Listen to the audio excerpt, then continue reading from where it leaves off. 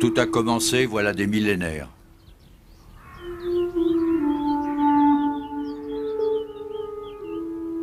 Et les secrets des hommes de médecine d'alors se sont transmis de génération en génération à leurs descendants d'aujourd'hui. Les sceptiques auront beau tonner contre ces forces occultes, rien ne changera. Alors évoquons cette magie blanche, sans affirmer ni nier, comme écrivait Spinoza, mais seulement constater. Je suis la 7e d'une génération. Hein?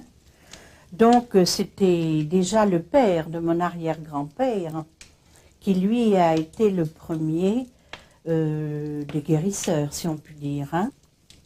Ma grand-tante, elle était rebouteuse, magnétiseuse, guérisseuse, voyez-vous.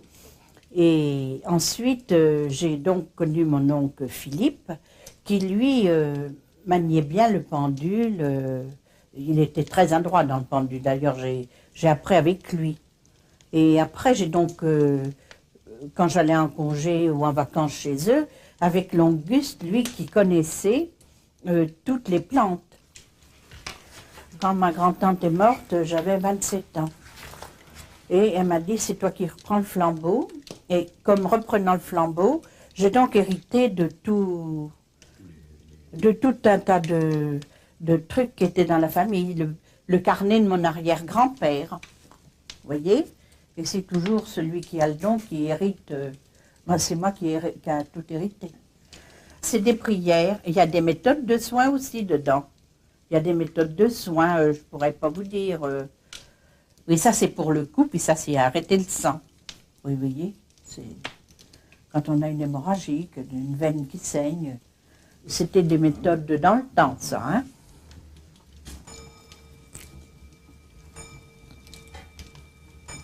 Les pansements, ce sont des choses qui sont dites, et chaque pansement a son saint. Saint-Gilles-de-Mer pour la pleurésie, Saint-Laurent pour les brûlures. Tout ça, c'est dans les carnets.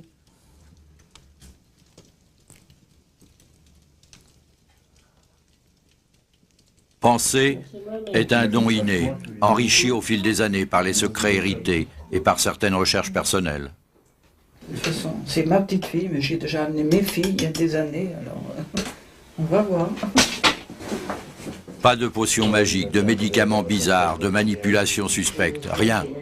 Hormis des oraisons, mi-latines, mi-chrétiennes. On a une fille à Saint-Laurent, tout le temps des maux de tête, mais en vomir, quoi. Ah, puis elle ne voulait pas se faire soigner, alors on l'a disputée, elle est venue là, avant Noël. Après, c'est impeccable. Ah oui, c'est jamais plein de maux de tête, c'était des manières de nerfs, je ne sais pas comment ils l'appellent, qui portaient sur un autre, ça l'empêchait de dormir. Ah oui, ça c'est réel, hein.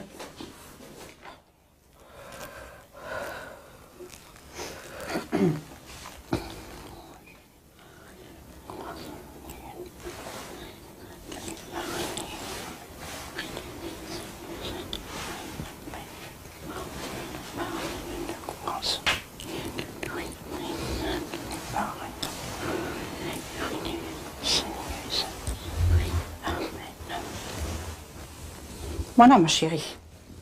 C'est bon. Bon, oui. Qu'est-ce qui vous arrive? Vous terminez à table, vous, hein? Oui, oui. Allez-y, mon grand. Pour la deuxième fois? Oui, oui, oui, oui. Allez-y.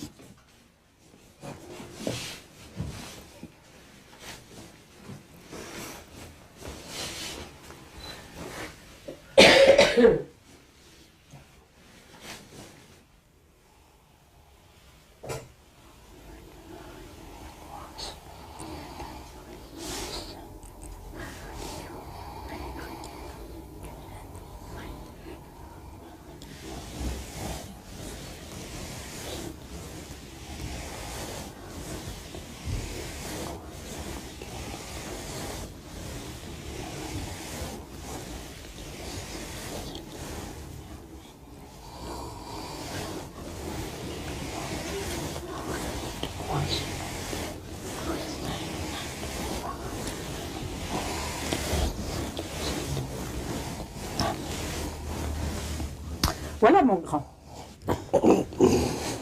Ça vous soulage? Oui. Oui.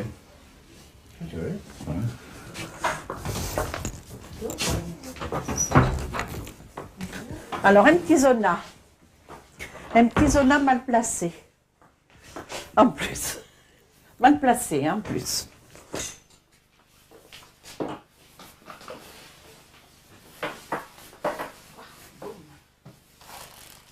Faut voir, hein, il était en train de sortir ce sacré petit bordel là.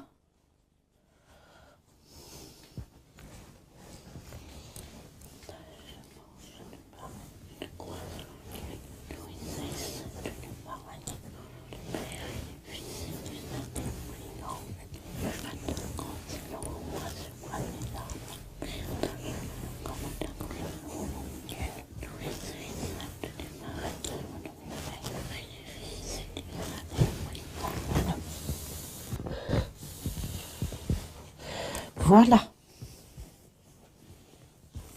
Voilà ma bibiche. À Zona, on dit 3 semaines, hein, pour qu'il n'y ait plus rien. Hein. 3 semaines, 3 semaines. Et les douleurs? Les douleurs déjà maintenant, au bout du 3e jour. Hein. Au bout du 3e jour. Oui, oui. C'est bon. Parce que ça va là. Ah oui. Ma pauvre chérie, va. On te fait de la misère, hein. Un eczéma variqueux.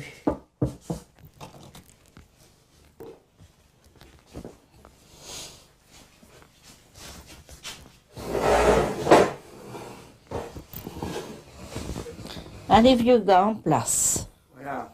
Ah, c'est beau aujourd'hui, hein. Oui. Voilà.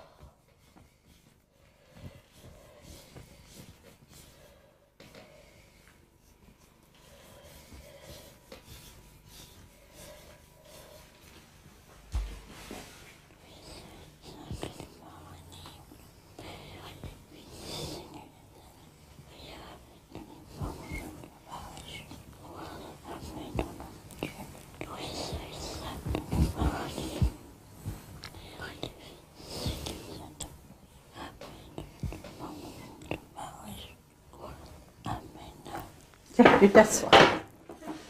Non, non, là. T'es bien là.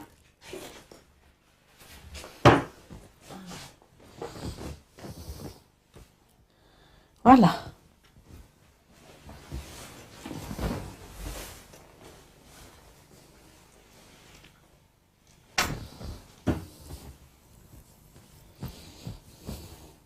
Je mets toujours de la crème parce que ça fait moins mal. Ça permet de bien glisser, hein. Ça fait pas trop mal. Non. Ok. Un petit peu là, hein. Faut pas avoir peur, hein. Voilà. Prends ce téléphone. Ça, Faut le mettre en retraite. c'est l'outil de travail. Mais il y a bien des moments que ça m'énerve aussi, ça. Voilà ma petite chérie. Tu vois. Essaye de faire marcher ton pied comme ça. Ça va? C'est bon? Oui. C'est bien. C'est le genou, vous vous couchez, fille. Hein? Ah oui, là, le genou, c'est plus sérieux. Je vous ai dit ça. Puis en plus, une mauvaise circulation. Oh, ben ça. Ah oui. Enfin ça, hein. Ça, c'est un ménique qui est coincé.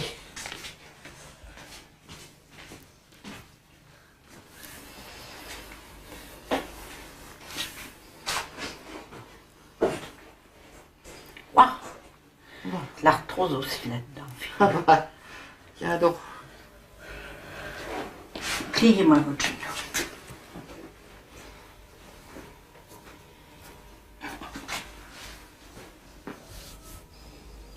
Voilà, ça doit être bon. Comment ça va? Oui, un peu mieux. Un peu d'arthrose là. Toujours. Waouh, C'est qu'à y faire ça. Pour grand chose. ça c'est de l'usure, hein. Disais. L'usure du cartilage, ça, d'être toujours debout, notre poids en plus. Ça c'est primordial, mais qu'est-ce qu'il faut y faire, hein? Waouh, Ouais, bon. Allez. Hein. voilà grande fille. Merci. On ne peut pas rebooter les gens sans connaître le squelette. Hein. Il faut d'abord connaître l'ossature. Hein. C'est surtout sur... moi, j'ai appris avec le livre de mes grands-parents que je vous ai montré. Hein. Alors moi, par contre, je me suis spécialisée dans la colonne vertébrale et cervicale. Ce n'est pas le plus simple, hein, donc il faut connaître beaucoup de choses. Et surtout dans la tête, il faut être très efficace. Voyez-vous, pour la bonne raison, c'est que c'est des choses qui touchent les parties du cerveau. Alors là, il faut aller être assez douce, rapide. Voilà. Donc attendez, je vais... Mais vous avez un pendule? J'ai des pendules. Alors, vous avez donc le pendule égyptien. Vous avez donc le pendule égyptien qui est fait pour chercher ce qu'il y a dans la terre. L'eau, les sources, tout ça. Voilà. Vous avez donc le petit pendule ordinaire qui est en bronze, voyez-vous, avec qui on recherche, parce qu'en général, chaque radiesthésiste a une préférence pour un poids, voyez-vous. Et moi, ma préférence à moi, c'est mon cristal, un vrai cristal de roche. Et on dit toujours qu'on ne choisit pas un cristal, c'est le cristal qui vous choisit. Oui, oui, c'est le cristal qui vous choisit. Ah, ça c'est du, comment on appelle ça? Et ça prend sous les pieds, tout partout. Et hier soir, ça lui prenait au niveau des fesses et ça s'étalait sur le corps. Il m'a donné de la polaramine. Et ça, c'est de la mononucléose. Allez, boum. Ça, je suis sûre que c'est ça. Tu es né quand, Alexandre? 19 novembre. Voilà, je suis sûre que c'est ça. C'est de la mononucléose. Oui, oui, oui. Et dans ta bouche, chérie, montre-moi ta bouche. Elle est intacte, donc c'est tout en surface. Ben, je te donnerai de l'homéopathie pour ça, fille. Voilà, la photo des renseignements.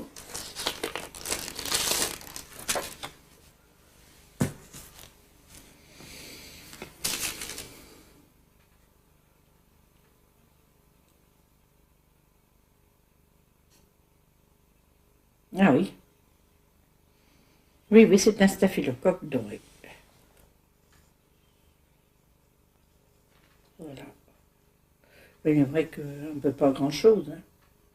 Beaucoup de... C'est les médecins qui vont donner des antibiotiques, des trucs et des machins, mais on peine à se défaire de ça, hein, parce que c'est vrai qu'il y en a beaucoup dans les hôpitaux, dans tout ça. Hein. On peut arriver à se tromper un peu, mais en général, il ne ment pas. Un pendule ne ment pas.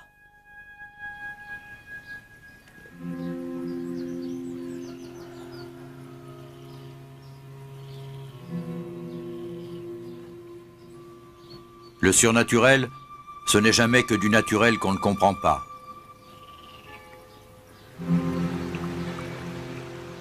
Certaines penseuses délivrent de la maladie ou du mal non seulement les adultes conscients, mais des nouveaux-nés, des bêtes, des terres. Pas d'explication, on constate. Ce ne sont pas des histoires à dormir debout.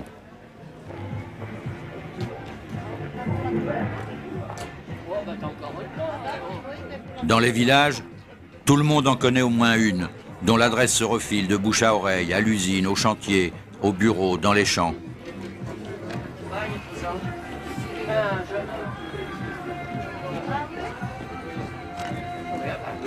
Pour surprenant que cela puisse paraître, beaucoup plus de gens qu'hier accordent aujourd'hui foi à ces pratiques. Même des gens des villes.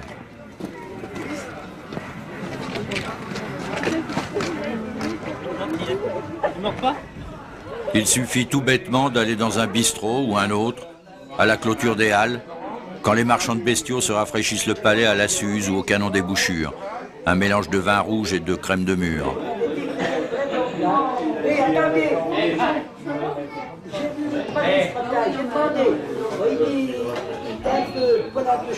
Prononcez le mot penseuse et tout le monde en parle.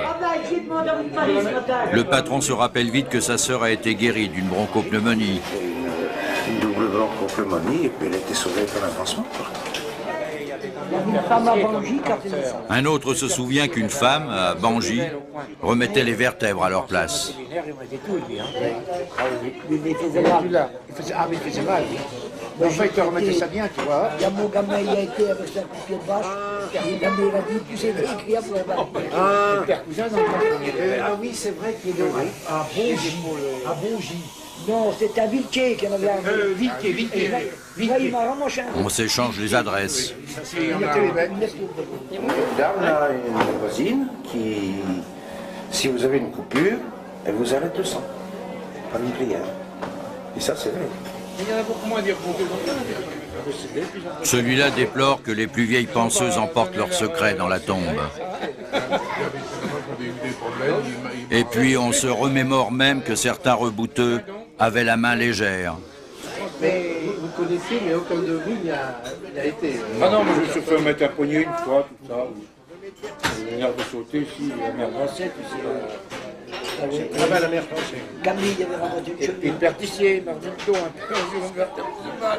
C'est nerf sciatique, le perdicier, remettez ça. Ça faisait mal, hein. Oui, mais le perdicier. L'ancien greffier. Oui. Oui, mais le perdicier, soi-disant que quand il pense à une femme, il mettait la main un petit peu plus haut. Ah oui, il allait jusqu'à... Il allait jusqu'en haut de la... la pente. Il aimait beaucoup remettre les genoux, tout ça. Hein. Il allait chercher le nerf à la source. Le nerf à la source.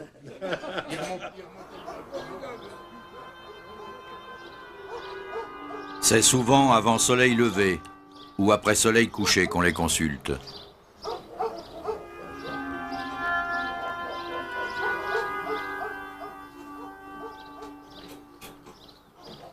Madame Roux a 81 ans sonnés et pense depuis plus de 60. Grâce au cahier de sa grand-mère qui avait hérité des pansements de ses grands-parents. Elle a guéri sa première pleurésie à 17 ans.